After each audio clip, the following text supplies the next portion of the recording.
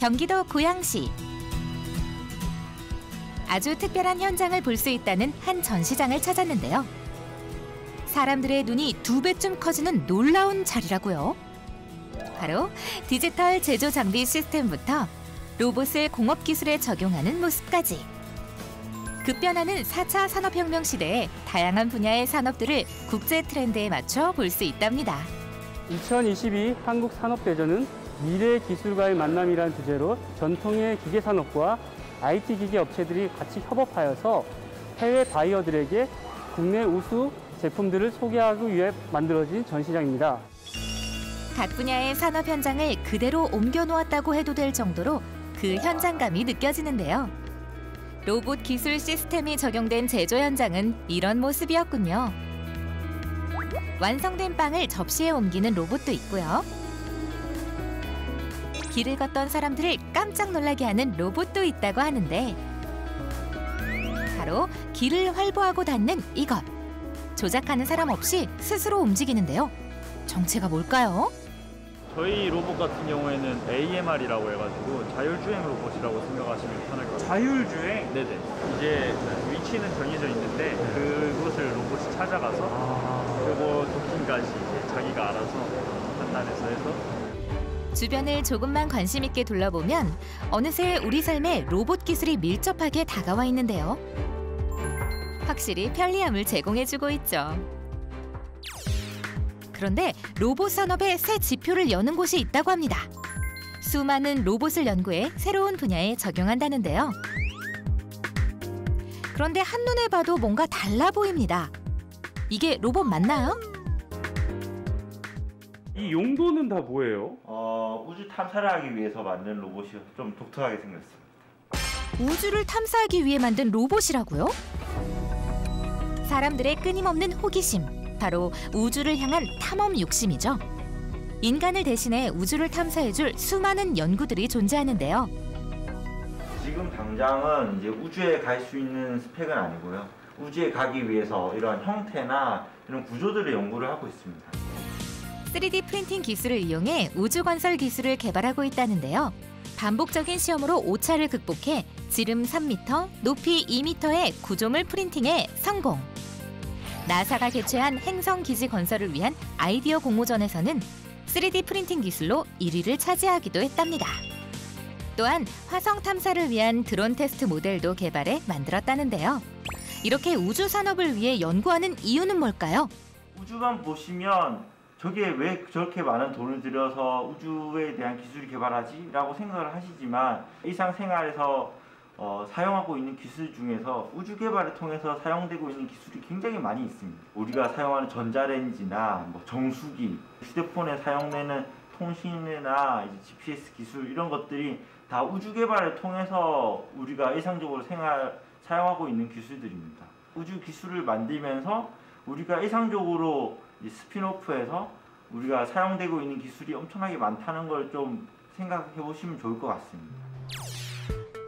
우주 연구를 위해 달의 모습을 그대로 이곳에 가져오기도 했다는데요. 달을 주행하는 로봇에 대한 연구도 이뤄지고 있답니다. 깔아놓은 저 흙이 일반 흙이 아니라 이제 달에 있는 흙을 복제해 놓은 이제 인공 월면토고요.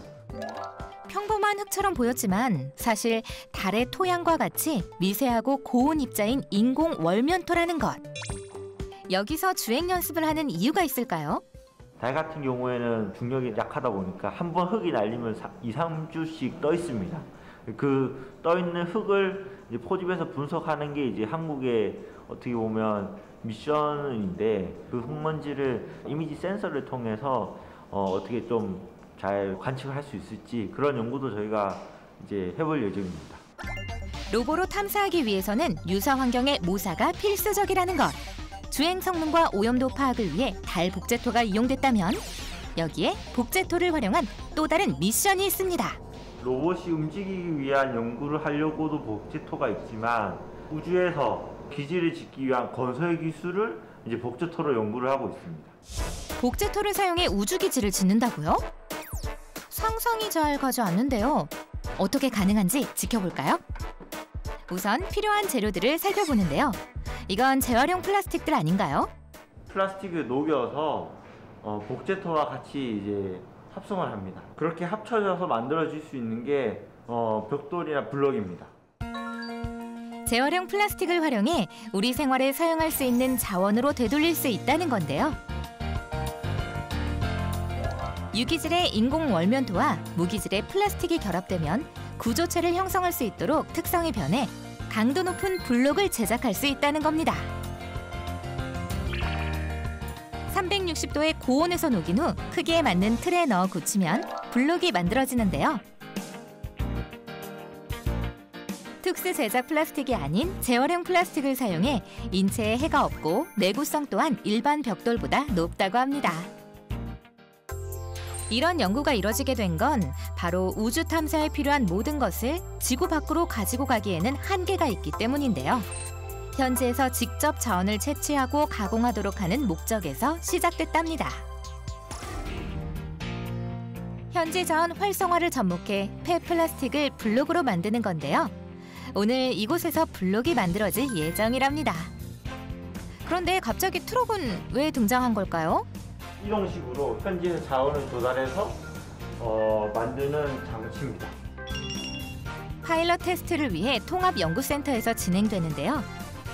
바로 이 트럭이 블록을 만들기 위한 통합장치 시스템이라는 것. 이 전기 트럭은 로버의 개념이 되고 전기 트럭에 실린 시스템이 탑재체가 되는 건데요. 이제 온도 다 올라갔습니다. 그래서 테스트 시작하겠습니다. 인공 월면토와 폐플라스틱을 넣고 블록이 만들어지는지 지켜보는데요. 그 첫 발걸음을 함께 동행한 결과 점점 뜨거운 열기가 생기고 구조체가 만들어지는 것 같은데요. 이제 지금 조금씩 떨어질 겁니다. 실험실에서 연구했던 과정이 트럭에서도 가능하다는 게 증명됐습니다. 전기 트럭이 중요한 이유는 폐플라스틱 오염 지역을 직접 차로 탐사하고 채취한 뒤 블록을 제작하기 위해서라는데요. 그래도 형상이나 이런 것들은 충분히 잘 나온 것 같고요.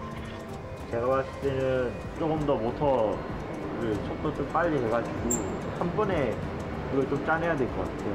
앞쪽 속도를 앞쪽 속도를 조절해야 될 것 같아요. 전기 트럭에서 탄생된 블록 만족하시나요? 이렇게 원큐로 모든 프로세스를 한 번에 해서 그래도 결과물이 나온 거는 저는 성공이라고 생각을 하는데 아직 강도 테스트나 이런 걸 안 해봐서 이제 그런 것들을 조금 더 이제 차후 실험을 계속 해 나가야 될 것 같습니다. 우주에 대한 끊임없는 연구, 그 과정 속에서 지구에서도 적용할 수 있는 특별한 기술이 만들어집니다. 우리의 삶을 바꿔줄 미래의 산업, 앞으로도 기대할게요.